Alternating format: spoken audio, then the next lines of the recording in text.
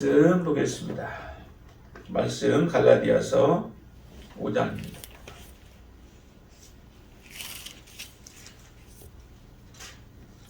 갈라디아서 5장 16절부터 26절까지 말씀 보겠습니다. 5장 16절로 26절 함께 같이 하나님의 말씀을 받겠습니다. 내가 이르노니 너희는 성령을 따라 행하라. 그리하면 육체의 욕심을 이루지 아니하리라. 육체의 소욕은 성령을 거스르고 성령은 육체를 거스르나니 이 둘이 서로 대적함으로 너희가 원하는 것을 하지 못하게 하려 함이니라.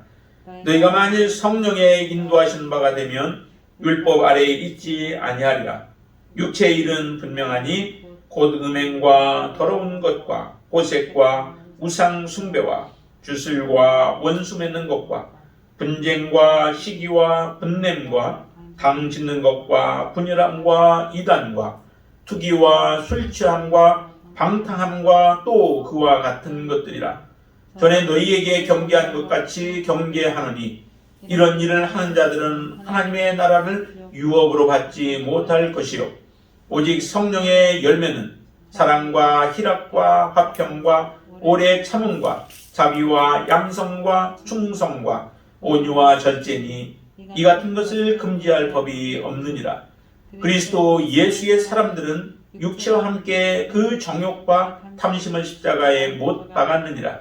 만일 우리가 성령으로 살면 또한 성령으로 행할지니 헛된 영광을 구하여 서로 노엽게 하거나 서로 투기하지 말지니라. 아멘.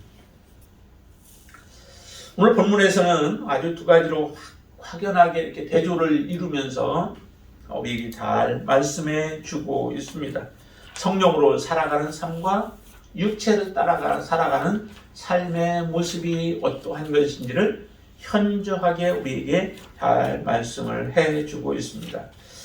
우리가 성령을 쫓아서 살아가는 하나님의 자녀의 모습인지 아니면은 육체를 따라 살아가고 있는 그런 육체의 욕심을 이루는 삶을 살아가고 있는지를 오늘 우리 자신들을 다시 한번 살펴보며 하나님 앞에 우리의 모습을 바르게 세우는 그런 시간이 되기를 주님의 이름으로 축원을 드립니다. 성령을 따라 살아가는 삶이 어떠한 삶인가?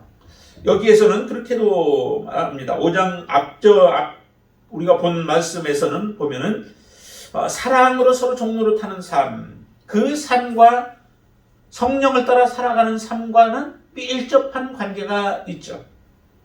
성령을 따라 살아가는 사람의 삶의 모습이 곧 사랑으로 서로 종노릇하며 살아가는 삶의 모습으로 나타나는 것입니다. 성령께서 우리 안에서 주장하시는 거죠. 우리 자신을 주장하고 우리의 생각을 주장하고 우리의 행동을 주장하시며 이끌어 가시기에 우리의 삶 속에서 나타나는 것이 사랑의 열매들이 나타나게 되어 있는 겁니다. 그래서 이 성령을 따라 살아감으로 인하여 서로 사랑으로 종노릇하고 하나님이 기뻐하시는, 하나님이 원하시는 삶을 이루어가는 삶을 우리가 살아가게 되어 있습니다. 그것은 곧 성령을 따라 살아가는 삶은 육체의 욕심과는 완전히 반대의 삶의 모습입니다. 육체의 욕심을 이루는 삶, 또 육체의 소욕을 이루고 육체의 욕심을 따라서 살아가는 이런 삶들은 곧 성령과는 완전히 대조적인 모습입니다. 우리 안에는 두 가지의 성품이 들어있죠. 예수 그리스도를 믿은 이후에 우리의 삶에는 성령께서 우리 안에 거하심으로 인하여 우리를 주장하시는, 우리를 다스리시는 성령님과 또 우리의 이전에 우리 안에 있었던 그 육신적인 삶을 따라서 살아가고자 하는 삶이 항상 서로 대조를 이루며 성령께서 행하시고자 하는 일들을 육신을 따라서 살아가게 함으로 인하여 성령의 뜻을 이루지 못하게 만들어가는 이런 강한 저지 세력이 있게 되어집니다. 육체의 소욕을 이루어가는 사람은 그 순간 우리는 성령을 무시하고 살아가는 삶이요 성령의 뜻을 우리가 거슬리며 살아가는 삶의 모습일 수밖에 없습니다. 사도 바울은 우리에게 권면합니다. 특별히 갈라디아 교회들을 향하여서 사도 바울이 지금 권면하고 있는 거예요. 사도 바울이 지금 갈라디아 교회를 향해서 하실 때는 정말 갈라디아 교인들은 나름대로 굉장한 열심을 가지고 살아가고 있었습니다. 그들이 비록 다른 가르침을 가지고 들어온 자들, 또 이 복음이 아닌 거짓된 그런 가르침을 가지고 들어와서 이 갈라디아 교인들을 유혹하고 그들을 미혹하기는 하지만, 그래도 그들은 그 가르침을 따라서 살아가려고 굉장히 열심을 가지고 살아갔던 사람들이에요. 그에 비하면은 우리의 모습은 참 굉장히 우리가 너무도 나태한 믿음을 가지고 하나님 앞에 살아가고 있지 않는가라고 하는 생각을 많이 갖게 합니다. 특별히 예수님께서 계시록에서 라오디게아 교회를 향하여서 외치죠. 너희들이 차든지 뜨겁든지 하라는 겁니다. 차면은 하나님께서 그들에게 다시 회개할 수 있는, 또 사도 바울과 같이 회개할 수 있는 그런 기회가 주어질 것이고, 또한 뜨겁게 하나님을 섬기는 자들은 정말 하나님 앞에 온전히 성령에 사로잡혀서 하나님이 원하시고 기뻐하시는 대로 온전한 순종을 하며 살아가는 사람들이 되어질 거예요. 이것도 저것도 아닌 사람들의 모습은 하나님이 바로 토하여 내쳐버리는, 미지근하여서 토하여 내쳐버리는 그러한 결과를 경험하게 될 수밖에 없는 겁니다. 지금 이 시대의 사람들 가운데서 많은 사람들이 그처럼 뜨미지근한 믿음을 가지고 이 땅에 살아가면서 내가 하나님을 믿는다고, 나는 구원을 받았다고, 나는 하나님의 자녀라고 우리가 자부하며 살아가는 사람들이 참 많습니다. 그런 모습을 보면서 우리에게 다시 한번 이 말씀이 정말 우리를 하여금 하나님 앞에 열심을 내게 만들고, 또 하나님을 더욱더 사랑하는 모습으로 주님 앞에 나아갈 수 있게 되기를 바랍니다. 항상 이 두 가지의 소욕이 있을 때에 우리는 어떤 것을 선택할 것인가 라고 하는 그러한 선택의 결정 앞에 놓여지게 되어집니다. 여러분들은 이런 일들을 많이 겪을 거예요. 우리가 무엇인가를 하게 되어질 때는 반드시 이 선택이 있습니다. 그 선택에서 어떤 사람은 고민하며 그 선택을 하는 사람이 있고, 어떤 사람은 고민 없이 그냥 쉽게 그 자리에 서는 사람이 있습니다. 그것은 어떤 차이로 인하여 그와 같은 결과가 올 것인가요? 우리가 하나님을 얼마나 사랑하느냐에 따라서, 사랑의 강도에 따라 하나님의 일을 선택하는 것이 쉬워질 수도 있고, 하나님을 사랑하는 것이 연약하면 그만큼 하나님의 일을 선택하는 것이 우리는 힘들어집니다. 선택하기가 굉장히 힘들어져요. 그러나 하나님을 정말 뜨겁게 사랑하는 사람은 하나님의 일, 하나님이 기뻐하시는 일, 하나님이 말씀하신 것, 하나님의 원하시는 바를 행하는 일들이 쉽게 이루어지는 거죠. 내가 무언가를 결정할 때에 정말 굉장히 어렵다라고 한다면은 우리 안에 정말 내가 하나님을 사랑하는 것, 주님을 사랑하는 그 사랑의 강도가 어느 정도인가라고 하는 것을 우리가 다시 한번 점검해 보면 내가 어떤 단계에 있고 어떤 상태에 내가 신앙생활을 하고 있는가라고 하는 것을 우리는 알 수 있을 거예요. 정말 하나님에 대한 사랑이 없는 사람은 하나님을 대적하며 대적자의 자리로 가는 데에 더 쉽게 그들은 그 자리를 선택하게 되어질 겁니다. 여러분들은 어떤 선택을 하고 계신가요? 선택할 때 힘이 든가요? 아니면 쉬운가요? 예배의 자리에 나오는 것이 쉬운가요? 아니면 집에 머물러 있는 것이 쉬운가요? 만약에 정말 집에 머물러 있는 것이 더 좋게 우리가 느껴진다면은 그거는 그만큼 우리의 믿음이 연약해진 부분이요, 하나님을 사랑하는 마음이 식어지고 첫사랑이 식어진 하나의 결과일 수도 있습니다. 그런 것을 우리가 보면 다시 한번 하나님 앞에 우리 자신을 세우기를 원하는데요. 이렇게 얘기합니다. 18절 한번 보실까요? 너희가 만일 성령의 인도하시는 바가 되면 율법 아래에 있지 아니하리라. 성령의 인도하심을 우리가 받고 있다면, 내가 성령의 통치와 성령의 다스림을 받고 있다면 우리는 율법 아래에 있는 자들이 아니다라고 말씀합니다. 말씀을 지켜야 구원을 얻는다라고 생각지 아니하는 거죠. 율법이 우리에게 다가와도 그 율법을 기쁨으로 감사함으로 능히 이겨내고 능히 이루어내는 삶을 살아가는 사람은 이미 성령의 인도함을 따라서 살아가는 사람들입니다. 그러나 율법이 우리에게 부담이 되어지고 율법대로 지켜나가는 것이 너무도 권고하고 힘들어진다면 그것은 우리는 정말 율법 아래에 있고 율법의 종의 삶을 살아가는 사람이 되어질 거예요. 우리 안에서 이루어지고 있는 열매들이 어떤 열매들이 드러나고 있습니까?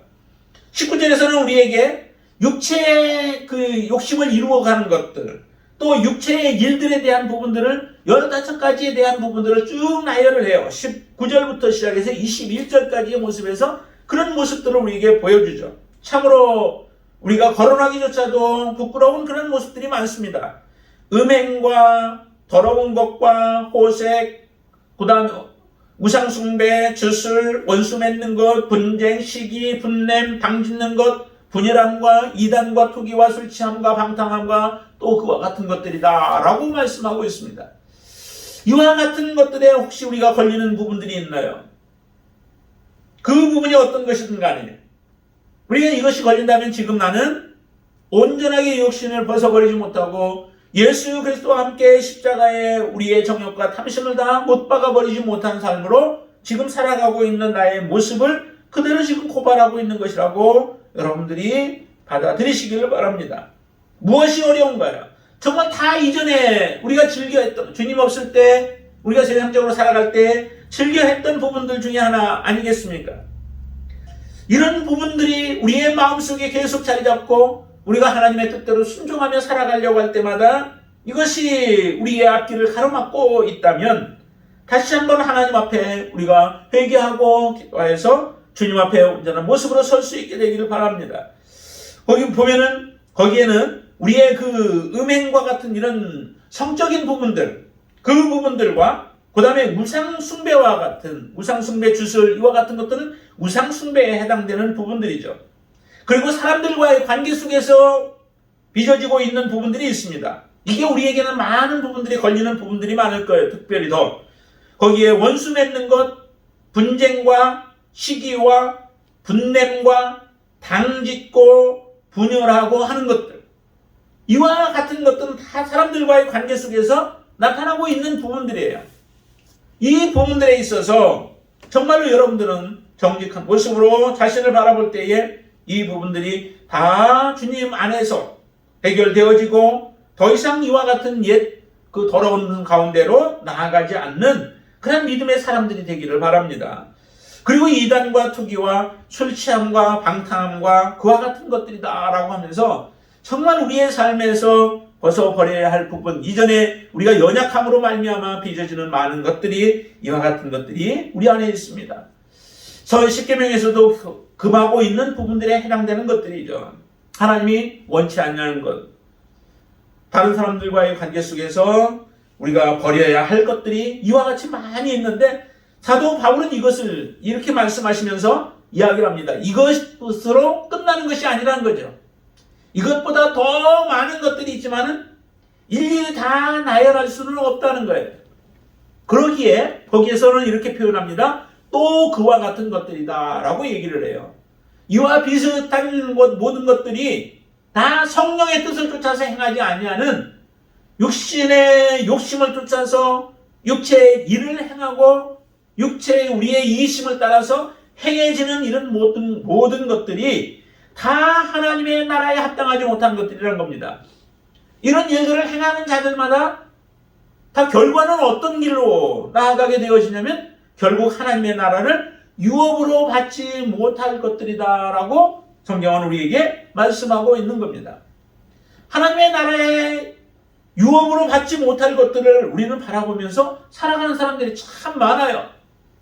그러면서도 그것이 죄인 줄조차도 인식하지 못하고 살아가죠. 왜냐하면 그만큼 우리가 그 죄 가운데 젖어 있기 때문에 그래요. 나 혼자만 이와 같은 삶을 살아가게 되어지면 우리는 나의 죄가 어떤 것인가 라고 하는 것을 철저하게 우리가 깨닫고 또 그것에 대해서 죄의식을 가지고 회개하며 하나님 앞에 나아갈 겁니다. 그런데 나뿐만 아니라 주변에 있는 많은 사람들이 이와 같은 일들을 동일하게 하고 있다면은 우리의 마음속에 안도감을 갖게 되어지죠. 나만 그런 것이 아니구나. 저 사람도 그렇구나. 저 사람도 이런 일들을 행하는데 저 사람도 거룩하게 살고 있는데 저 사람의 모습 속에 이런 모습이 있다라고 하면은 우리가 함께 그 안에서 위로를 받으며 함께 서로 격려하며 오히려 더욱더 우리의 죄들을 그들이 이렇게 변호하고 또 죄를 죄로 인식하지 못하고 살아가는 그러한 우를 범하게 되어집니다. 그러다가 결국에 하나님의 나라의 유업으로 받지 못하는 어리석은 그 다섯 신부와 같은 그런 모습으로 우리가 우리의 삶이 그런 죄악으로 나아갈 수 있게 되어진다는 겁니다. 사도 바울은 분명하게 얘기하죠. 내가 이전에 너희에게 경계한 것 같이 너희들을 경계한다라고 말씀합니다. 너희들 이전에도 경계했고 얘기했는데 이런 것들은 하나님의 나라를 유업으로 받지 못할 것들이다 라고 그렇게 말씀하고 있는 겁니다. 저와 여러분들 안에서 이런 모든 더러운 것들을 다 벗어버릴 수 있게 되길 바랍니다. 히브리서 12장 1절에서는 우리에게 무거운 짐과 얽매기 쉬운 죄들이 있다라고 말씀합니다. 무거운 죄들, 얽매기 쉬운 죄들 끊어버리지 못하고 계속해서 그것에 매여 살아가고 있는 삶이죠. 우리가 하는 예수 그리스도 앞에 새로운 피조물로 지음을 받고 하나님의 자녀가 되었음에도 아직도 옛 성품의 영향을 받으며 살아가고 있다면은 그의 삶의 모습은 정말 하나님의 자녀의 삶을 거부하고 자녀의 길을 포기하며 살아가는 삶의 모습이죠. 우리는 지금 무엇을 더 좋아합니까? 무엇에 더 우리의 마음이 쏠려 있습니까? 무엇을 더 우리가 사랑하고 있습니까? 결국 내가 선택하는 것에 따라서 나는 누구의 종인가라고 하는 것이 드러나게 되어 있습니다.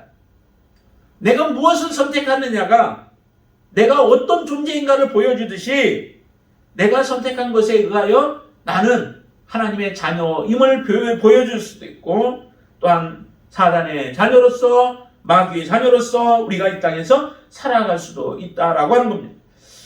사도 바울은 우리에게 이렇게 권면합니다. 그 모든 육체의 일을 다 벗어버리고 우리가 해야 할 일은 오직 성령의 열매를 맺는 삶이라는 거예요.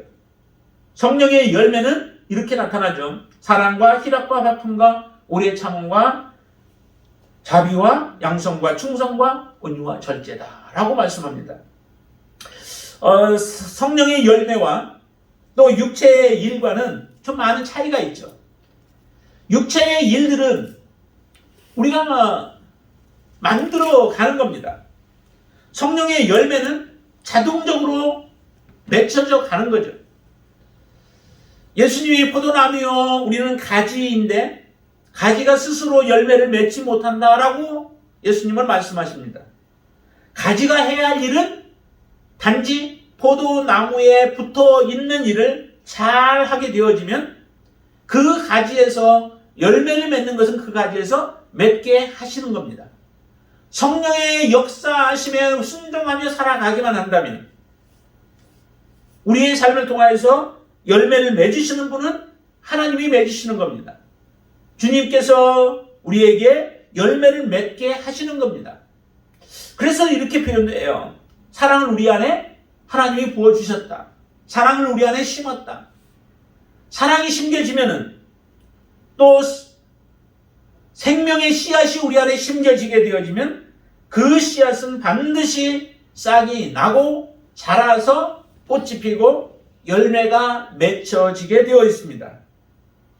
성령도 마찬가지입니다. 우리 안에 성령이 온전히 거하면 성령의 열매는 반드시 나타나게 되어 있습니다. 그래서 23절에서는 이렇게 얘기를 하죠. 이 같은 것을 금지할 법이 없대요. 이 같은 것을 금지할 법이 없대요. 성령이 그 안에서 들어가서 사람 가운데 역사하시면 그 사람 안에서 성령의 열매가 나타나는 것을 어떤 것도 막을 수 없고 금지할 수 없다는 겁니다.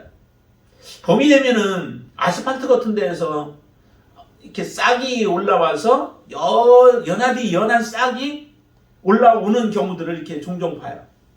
어떻게 저 단단한 아스팔트를 뚫고 저게 올라올까? 힘도 없는데. 그런데도 그것이 뚫고 올라오더라고요. 아파트 옆에다가 심은 나무들을 사람들이 이제 잘못 저거 하면은 베어버리는 경우들이 많아요. 그 뿌리가 아주 강한 뿌리들이 있는데 그 뿌리가 아파트 그 벽들, 시멘트들을 때로는 파고 들어간다는 거예요. 그래서 바닥 같은 데서는 막 일어나기도 하고 이렇게 만들어버리는 그런 일들이 나요. 우리가 볼 때는 별로 힘이 없어요. 그런데도 그것이 뚫고 나오는 그것을 아스팔트가 감당하지 못하는 것과 같은 모습이라는 거예요. 성령이 우리 안에서 정말 역사하신다면, 그래서 사도행전 1장 8절에서는 우리에게 그렇게 말씀하시죠. 오직 성령이 너희에게 임하시면 너희가 권능을 받고 예루살렘과 온 유대와 사마리아와 땅끝까지 이르러 내 증인이 되리라 라고 말씀합니다. 증인이 되어지는 삶은 우리의 노력으로 결심으로 되어지는 게 아니라 성령이 그 안에서, 오직 성령이 임하시면, 성령이 역사하실 때에 우리의 삶을 통하여서 증인의 삶을 살아가게 만드신다는 겁니다. 마찬가지입니다. 정말 우리 안에 성령께서 우리 안에 거하시면 이 열매들을 맺는 것은 성령께서 하시는 것이죠. 우리는 그분이 내 안에서 역사하시고 말씀하시고 다스리시고 섭리하시는 대로 순종하는 마음으로 그 앞에 굴복하고 그분을 섬기며 살아가면 우리를 통하여 자동적으로 이런 것이 나타나게 되어 있다는 겁니다. 아직도 내 안에 성령의 열매가 없나요? 아직도 내 안에 기쁨이 없나요? 내 안에 다른 사람과의 화평이 없나요? 하나님과의 온전한 화평이 이루어지지 못하고 있나요? 내 안에 아직도 인내가 부족한가요? 내 안에 아직도 다른 사람들에 대한 자비가 부족한가요? 또한 선한 모습이 없나요? 하나님 앞에 마지막까지 내가 내 생명 다해 주님을 섬기리라고 중성하는 그 신실함이 없나요? 정말 오묘한 마음, 사람들을 대할 때마다 정말 뼈가 그 가시와 같은 가시가 돋쳐서 사람들에게 우리가 혹시 말을 하고 있나요? 아니면은 절제를 해야 하는데 세상 것들에 대해서 아직도 절제가 안 되어지고 우리가 무절제한 모습으로 살아가고 있나요? 죄에 대해서 무절제한 모습으로 살아가고 있나요? 이와 같은 모습들이 우리가 끊어지지 못했다면은 그 증거는 내 안에 아직 성령이 없다는 증거라는 거예요. 성령이 내 안에 역사하지 못하고 있다는 거예요. 성령을 우리가 대접하지 못하고 있는 겁니다. 성령이 내 안에서 마음껏 활동할 수 있도록 성령께 나 자신을 내가 맡기지 못했다는 거예요. 내가 죽어지지 못한 겁니다. 내가 아직도 성령보다 더 주인된 삶을 살아가고 있는 모습이에요. 성령이 내 안에서 대접을 받으면, 성령의 인도함을 우리가 받으면 반드시 이와 같은 열매가 맺혀져서 예수 그리스도의 그 성품이죠. 이게 예수 그리스도의 성품이 우리를 통해서 그대로 나타나게 되어 있다라고 하는 겁니다. 그런데 우리가 오랜 동안 예수를 그리스도를 섬기며 믿음으로 살아가는 가운데에도 조그마한 문제들 하나만 딱 터지면 그 문제로 인하여서 우리의 보여질 것, 보이지 않을 것 모든 것들이 그대로 다 드러나요. 한순간에 그냥 다 우리가 드러나게 되어진다면은 정말 그 안에 성령의 역사가 있는 사람의 모습인가? 우리가 조금 후대접을 받기도 하고 멸시를 당하기도 하고 또 다른 사람들의 조롱을 받고 할 때마다 우리 속에서 나타나는 것이 과연 어떤 것이 나타나고 있는가? 그런 조롱과 멸시와 천대 속에서도 정말 하나님 바라보며 하나님께 그거 맡기면서 살아갈 수 있는 믿음이 있을까? 시편의 내용들을 우리가 많이 보면서 그런 고백을 해요. 거기에 보면 정말 하나님 앞에 부르짖잖아요. 사람들에게 붙잡고 사람들에게 애원하고 또 그들에게 부탁하고 하는 것이 아니라 악한 악인들로부터 고통을 당하고 괴로움을 당하고 어려움들을 당하는데 그 의인의 방향은 항상 하나님께로 향해요. 하나님을 붙잡아요. 하나님께 그의 있는 속에 있는 고통과 아픔들을 다 하소연하며 하나님 앞에 내어놓아요. 참 그 모습을 보면서 우리는 사람들과의 관계 속에서 과연 어떻게 우리가 대하고 있는가? 여기에 여러 가지 육체의 일들을 쭉 얘기했던 아까 것 중에서 보면은 그런 모습들이 나타나잖아요. 분쟁하고 시기하고 혼내고 하는 이런 일들이 우리의 삶에서 끊임없이 일어나면서 그런 과정 속에서도 우리는 하나님 앞에 내가 아직도 성령의 온전한 모습으로 성령께 순종하기보다는 내가 내 욕심 따라서 아니면 아직도 죽어지지 못한 나의 감정을 쫓아서 지금 반응하고 있구나라고 우리가 하나님 앞에 회개하고 하나님 앞에 다시 자비와 긍휼을 구하기보다는 우리가 그것을 변명하며 살아가죠. 내가 이래서 못했고 저래서 못했고 하는 이유들을 많이 대면서 우리가 하나님의 뜻에 순종하기보다는 나의 뜻에 충성하면서도 우리는 죄의 길을 벗어나지 아니하고 있다는 거죠. 이런 사람이 어떻게 성령의 열매를 맺는 사람이고 어떻게 성령의 열매를 맺을 수 있겠냐는 겁니다. 그렇게 해서는 결코 우리가 성령의 열매를 맺어 나갈 수 없죠. 정말 성령이 내 안에서 역사하신다면 우리는 이미 달라진 사람이에요. 우리의 가까운 사람들이 우리를 봐도 변화된 모습을 보여야 되고, 아니면은 다른 같이 일하는 직장 동료들도 내가 변화되어진 모습을 볼 수 있어야 되는 거죠. 그게 그리스도인들의 삶이에요. 보여줘야 하기 때문에 참 쉬운 어려운 부분들이 많습니다. 쉽지 않습니다. 그러나 그 길은 반드시 해야 할 일이라는 거죠. 예수님께서는 좋은 나무와 나쁜 나무를 구별하는 법을 우리에게 딱 가르쳐 주셨죠. 무엇이 좋은 나무입니까? 무엇이 나쁜 나무입니까? 아름답게 생겼으면 좋은 나무고, 아니면 못생겼으면 그게 나쁜 나무인가요? 주님은 그렇게 말씀하시지 않았습니다. 분명합니다. 주님이 말씀하시는 좋은 나무와 나쁜 나무는 어떤 열매를 가지고 있느냐예요. 좋은 열매를 맺으면 그 나무는 좋다는 거죠. 나쁜 열매를 맺으면 아무리 아름답게 보여도 그 나무는 결코 좋은 나무일 수 없습니다. 좋은 나무에서 나쁜 열매를 맺지 못한대요. 나쁜 나무에서 좋은 열매를 맺을 수도 없답니다. 오직 좋은 나무에서만 좋은 열매가 맺히고 나쁜 나무에서만 나쁜 열매를 맺힌다는 겁니다. 예수님께서는 예루살렘을 한번 마지막 유월절 때 들어가십니다. 그때 무화과나무를 보죠. 정말 아름답게 생겼습니다. 풍성합니다. 많은 것들을 가지고 있을 것 같고 많은 열매를 품고 있을 것 같아서 가까이 나아갔지만은 주님이 원하는 열매는 없었습니다. 참 그 모습을 때가 아니라고도 이렇게 표현하지만은, 그러나 그런 가운데에도 예수님은 그 나무를 저주해버리죠. 주님이 원하시는 열매를 맺지 못하자 저주해버립니다. 우리에게 말씀하시는 바가 참 크죠. 주님이 언제 원하시든, 주님이 지금 원하시든, 아니면은 내가 죽을 때쯤 원하시든, 언제 원하시든 주님 앞에 우리가 드릴 열매를 가지고 있느냐는 거예요. 성령의 열매들을 우리가 맺히고 있느냐라고 하는 것을 우리에게 질문합니다.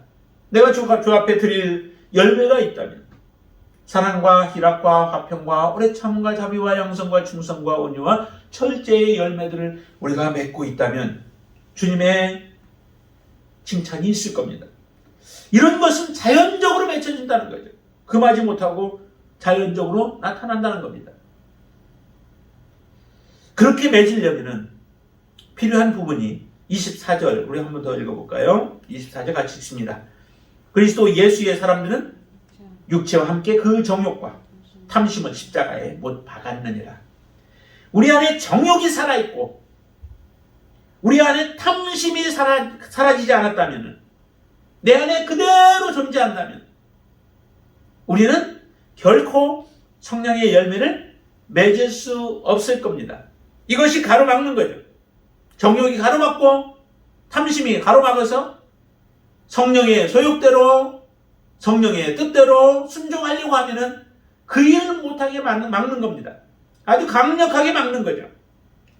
그로 인하여 하나님의 열매는, 하나님이 원하시는 열매는 맺을 수 없게 되어집니다. 예수를 믿는다라고 하는 것이 바로 이 우리의 정욕과 탐심을 예수 그리스도와 함께, 예수님이 우리를 위하여 십자가에 죽으실 때에 우리가 함께 죽은 자들이 바로 예수 믿는 사람들이에요. 나는 이제 죄에 대해서 반응하지 아니하고, 탐심에 대해서 반응하지 아니하고, 정욕에 대해서 반응하지 아니하여서 오직 하나님의 허락하신 것 안에서만 우리가 그 일들을 행하는 자들이 바로 예수 그리스도를 믿는 하나님의 자녀라는 것입니다. 여러분들은 정욕과 탐심을 십자가에 못 박으셨나요? 못 박았으면은 정욕에 의하여 일어나는 일들이 일어나지 말아야 되고, 탐심 때문에 나타나고 있는 악한 일들이, 죄의 일들이 우리에게는 나타나지 않아야만 합니다. 그 사람이 바로 제대로 십자가에 우리의 정욕과 또 탐심을 십자가에 못 박은 자들의 삶의 모습이라는 겁니다. 이것이 그대로 살아있는 한은 성령의 뜻대로, 성령이 기뻐하시는 대로 우리가 행동할 수 없게 되어집니다. 그래서 우리에게 다시 한번 권면합니다. 25절에 이렇게 얘기하죠. 만일 우리가 성령으로 살면 우리가 성령으로 살면 성령에 예속되어지고 성령의 종으로서 우리가 이 땅에서 살아가게 되어진다면 성령으로 행하라는 거예요. 성령으로 행하는 것이 곧 사람으로 서로 종노릇하고 또 육체에 해당되어지는 일들을 우리가 그것에 끌려가지 아니하는 삶을 살아가며 우리 안에서 성령의 열매를 맺혀가는 삶의 모습이죠. 그런데도 사람들은 이 성령으로 행하기보다는 무엇을 쫓아가냐면 우리가 헛된 영광들을 쫓아간다는 겁니다. 그것이 영원하지 못하는 영광이에요. 잠시 이 땅에서만이 있다가 없어질 영광이에요.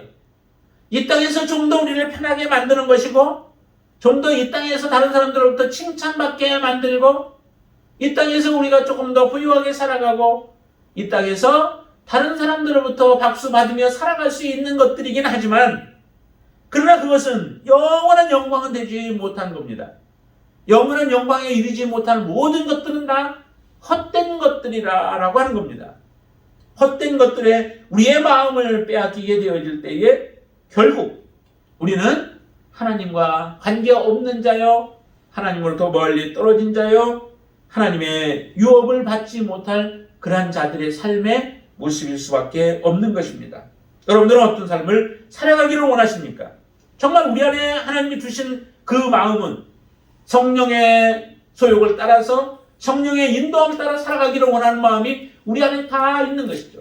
그런데도 불구하고 지금 우리가 육체의 일을 행하면서 살아가고 있다면 내 안에 온전히 성령이 두 가지로 나타나게 되었냐. 하나는 성령이 내 안에 정말 계신데도 그와 같은 모습이라면 아직도 우리는 하나님보다 세상을 더 사랑하는 마음이 내 안에 있기 때문에 그 세상을 사랑하는 그 힘이 바로 성령의 소욕보다 더 강하여서 우리가 거기에 질질 끌려가는 삶이요. 또 하나는 정말 성령이 내 안에 없는 겁니다. 없어서 우리가 근본적으로 아직도 거듭나지 못한 삶이죠. 다시 새롭게 재창조되지 못한 가운데 있으면서 내가 겉으로만 하나님의 자녀인 것처럼 모습으로 살아가고 있다면 우리의 삶을 통해서 결코 성령의 열매는 맺힐 수 없게 되어집니다. 결국 육체의 일만 이루다가 우리는 이 땅에서 속고 살다가 결국 하나님의 심판 앞에 설 수밖에 없는 자들이 되어질 겁니다. 우리는 어디에 속해 있습니까? 성령 안에 온전히 속해 있습니까? 그러면 성령의 일을 이루며 주님 앞에 믿음으로 살아가는 귀한 하나님의 자녀가 되어지기를 주님의 이름으로 축원을 드립니다. 여러분들의 삶에서 성령의 아름다운 열매들이 주렁주렁 맺혀 하나님 앞에 온전한 영광이 되어지는 귀한 삶이 되기를 주님의 이름으로 축원을 드립니다. 기도하겠습니다. 아버지 하나님 감사합니다. 우리의 모습이 지금 어디에 와 있습니까? 어느 편에 우리가 있습니까? 하나님 편입니까? 아니면은 세상 편에 있습니까? 하나님이 기뻐하는 열매를 맺고 있습니까? 아니면은 말과 기뻐하는 육체의 일을 이루며 살아가고 있습니까? 내가 지금 육체의 일을 이루면서도 혹시 우리가 착각하고 있지는 않습니까? 내가 온전히 예수 그리스도를 닮아가며 예수의 성품이 내 안에서 형상화되어지고 이루어져 가고 있습니까? 하나님이 기뻐하시는 모습으로 살아가며 정말 성령의 아름다운 열매들이 나의 삶을 통하여서 발산되어지고 있습니까? 하나님 우리의 모습 가운데 죄된 부분들이 없도록 주님 도와주시옵소서. 이미 성령을 통하여서 우리 안에 거룩하게 새 창조하신 새 피조물 된 하나님의 자녀들이 세상 것으로 다시 더럽혀지지 않게 하여 주시고 오직 거룩한 것 영원한 것을 소망하며 믿음으로 살아가게 역사하여 주시옵소서. 우리가 이 땅에 아버지 하나님 머물러 있지 않게 하시고 퇴보하지 않게 하시고 뒤로 물러가지 않게 하여 주시옵소서. 오직 예수 그리스도를 바라보며 푯대를 향하여 앞으로 달려가는 믿음으로 주님을 기쁘시게 하고 예수 그리스도의 분량에 이르기까지 귀하게 살아가는 믿음의 성장이 있게 역사하여 주시옵소서. 예수님의 이름으로 간절히 기도드리옵나이다. 아멘.